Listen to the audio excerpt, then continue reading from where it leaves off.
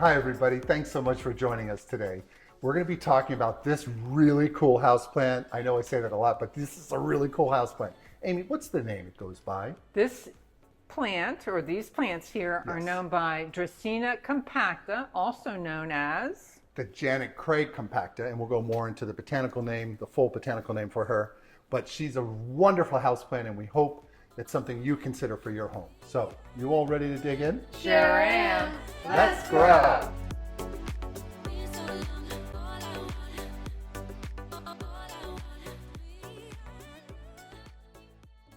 Let's start with this beauty's botanical name.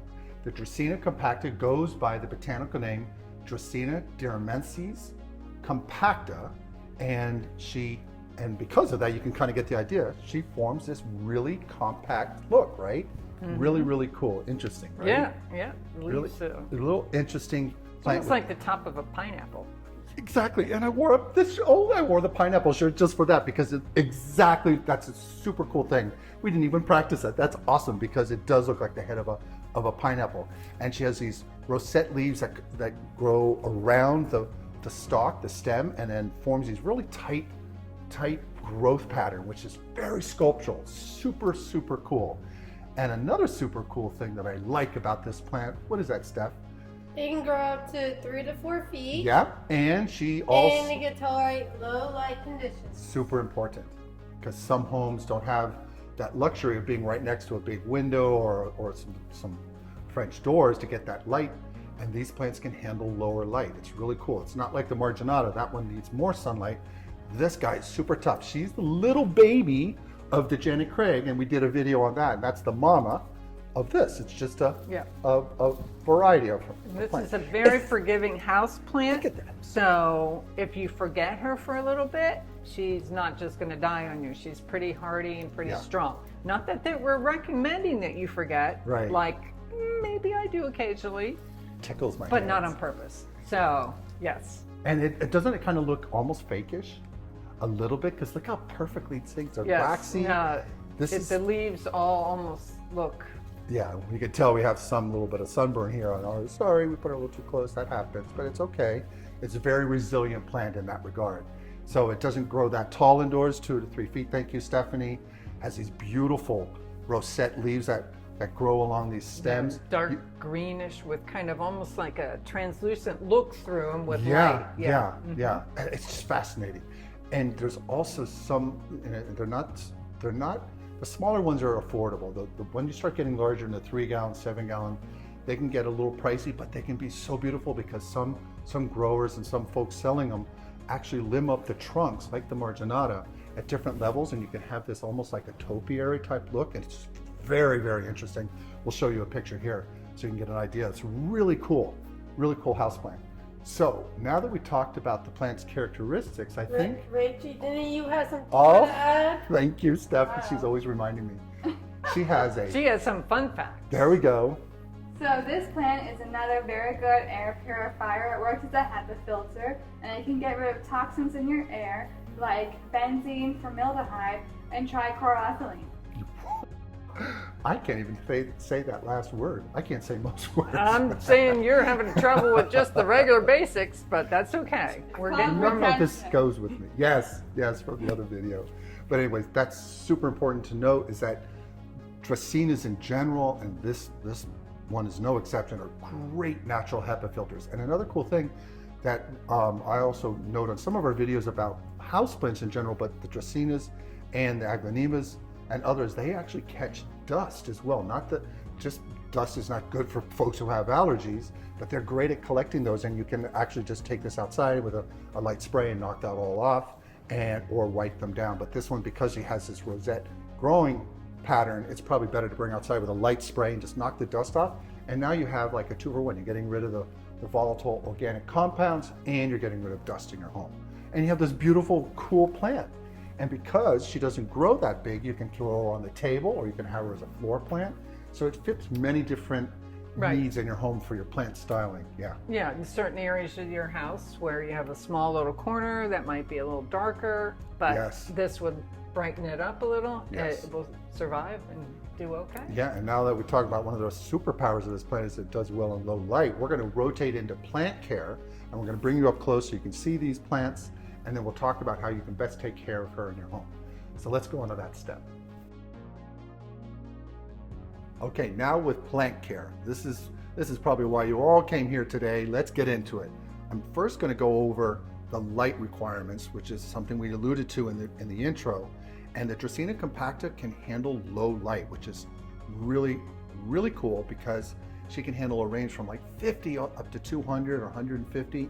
She can handle very low light. She's not going to grow, but she'll be okay, and you'll have a wonderful house plant in the size that you buy her. If you give her more light, she'll grow more. Now, one caveat here is that this is not a fast-growing plant. Whether you put her in high light or low light, she tends to grow low to moderate in speed. And when we talk about plant care and talk about fertilizer, those things may give her some energy and zhuzh her up. But this is just something I want you all to take away, is that when you buy this plant, know that it's not going to grow as fast as some of your other house plants. So on lighting, you want to aim for that. You can place her in a corner that doesn't have any light. That's typically where you're going to get around the 100-foot candle in a normal home. But if you put her near a west-facing window, just make sure you don't allow her to get that 3 o'clock, 4 o'clock sun, because it can scorch her leaves.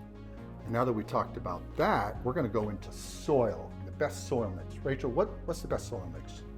It is a mixture that is a 2-1-1-1, which is a very well-draining soil mix, which helps prevent root rot, which is kind of an issue with this type of plant. Yes, And absolutely. Here is a custom blend. 2 parts well-drained indoor potting mix, 1 part perlite, 1 part worm castings, 1 part orchid bark. Right. And you want to mix it all together, and it forms a real loamy mix. And there's Amy's got some right there. Little Disney hands. Yep. It also provides good aeration. Yes. And now that we did that, the next thing when we put our plant in soil, we want to water them, Steph, right? So how do we do that? What's the best way to do our water? You should water every 10 to 14 days in summer and less frequently in winter. Yes. And you want to allow the top 2 to 3 inches to dry out, and you can use a bamboo skewer or your finger and push it down there about 2 inches. Just don't hurt our planting. And if that looks like she can take some water, she's got a little bit of dirt on this. Oh no, there it is. Yeah, she can hold off. So that's a telltale sign, just to give it another day. So you don't tend to overwater, because like what Rachel said, root rot is an enemy of this plant. But now that we talked about that, let's talk about temperature and humidity. The ideal temperature is a range of 65 to 80 degrees Fahrenheit. Right. And for humidity, it's 40%. Yeah, you want to have 40%. You can have a little bit higher. The plant will do even better. But 40% is most homes with AC. It's going to hit around that. So this plant, it's a little different than the marginata in the sense that it doesn't prefer as much more humidity. So she'll do fine, and that's a very resilient plant. So I love her so much, and she's such a cool plant. And now that we talked about that, we're going to talk about some fertilizer. I'm back at it again with some formulae. So you're going to feed your compacta during its growing season, which is spring and summer, with a liquid fertilizer diluted to half strength, and you're going to apply once a month. Right. You can look for a fertilizer with the NPK ratio of 10, 10, 10, or 20, 20, 20. And hold off on fertilizing when the plant is in its dormant stage. Right, which will be in the winter, late fall and winter. Now on the half strength, if you do a half strength of 20, 20, 20, it's going to be a 10, 10, 10. That's fine. That would be full strength at 10, 10, 10. So either the plant is resilient in that way. It can take fertilizer at those strengths, the highest strength, even if you don't do half strength. But half strength is great in the sense that we're giving you more bang for your buck, and that when you buy the fertilizer, you don't have to use it all up. You can dilute it at half strength, and the plant will respond to it. So it'll do very well with that. And now we've given the worst part to Amy, which is the plant pest and disease issues that you have to be aware of. Amy, what are those? Well, there's several. We have spider mites, and we have mealybugs, Yuck. and we have scale. And all of them will leave some kind of, you'll see some marks on the leaves or down Yes. by the stem. Yes. You know, maybe with spider mites, you see almost like web-like Yep. things, Yep. and you need to treat that with insecticidal soap or neem oil, or Right. get a Q-tip with some alcohol on it Right. and That will clean them definitely off. take care. It definitely helps with the mealybugs with the Q-tip, but the spider mites, if you have a bad infestation, it's better to hit them with the neem oil or insecticidal soap because they can all these can they're Yeah. disgusting, but they're in nature. They have a spot, but not in our homes with our house Yes, plants. and they will go to your other plants as And well. that's thank you. That's the very, very important thing. You don't want them to hit our Hoyas behind there, or our moonshine snake plant, or our beautiful Thanksgiving cactus. You don't want that. So it's very important. And one thing, another pro tip here is, like, when you're buying a house plant, make sure you buy one that is very healthy. It has good leaf structure. It has good root structure. We may do a video on that in the future for you if you all would Right. like and to know. and inspect it for pests, so you don't Yes. bring pests in Yes, yes, and and it's- infect your other plants. Yeah, it's good to actually quarantine these and have them for a couple days away from your other plants, and just sort of get a look as you review the plant from day to day, and see if you notice anything that will catch your eye that you may need to address. But it doesn't hurt. It's also as a preventive. You can spray these with a neem oil preventive, and it won't hurt the plant. And that could be a nice thing to do. That you just make double ensure that your plant does well. Right. And then the last thing is root rot, and that's from overwatering. Yes. So you want to make sure, and the plants, I believe, Mike, will start to look yellowish. Yeah, they'll look yellowish. They'll start. You may even notice an odd smell with the soil, because if there's root rot, that's gonna have a bad odor. So when it's there, it's really, really dangerous. The plant is in a bad state. So you want to make sure that you control that, and that's what this watering schedule that Stephanie mentioned, and also the soil mix that Rachel mentioned, and that's going to help avoid these instances. So with that, I think we covered most of the basics, but what we'll do is put a little bit more of this information in written care instructions, and then so you can take a screenshot of this, and then we'll come back and do a quick closing at the end. Okay, let's go on to that step.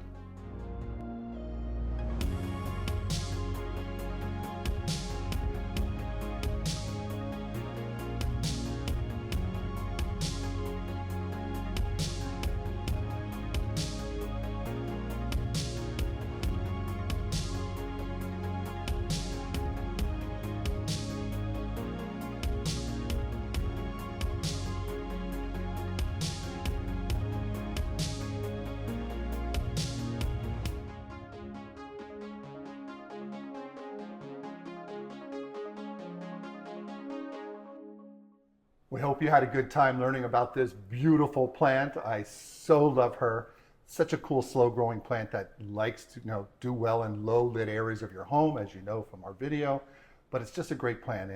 And with that, I don't know if you have anything you want folks to know about Steph that they should do. Please like and subscribe. We will appreciate that. And Amy, what is some other things we'd like them to do for us? Make sure to leave your comments down below. Yes, we'll try to get back to them as soon as possible. We do our best, but there's a lot of comments coming in lately. But we want to help you in your plant care and your home houseplant care needs. Yeah.